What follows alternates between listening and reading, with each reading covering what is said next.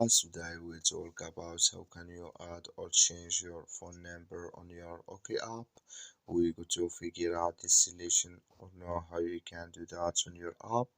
So all you have to do, you just go above this and click on it here.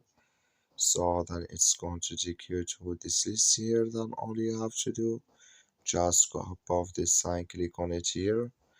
Then it's going to take you to next step here. Then all you have to do, just click on security here. So then it's going to take you to next step here. Just switch into open video, click here on phone number. So then here add your phone number here. Then here can you select your country.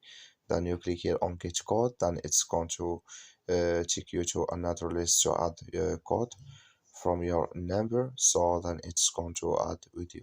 That's all you have to do. Thank you for watching. Don't forget to support us by like and subscribe.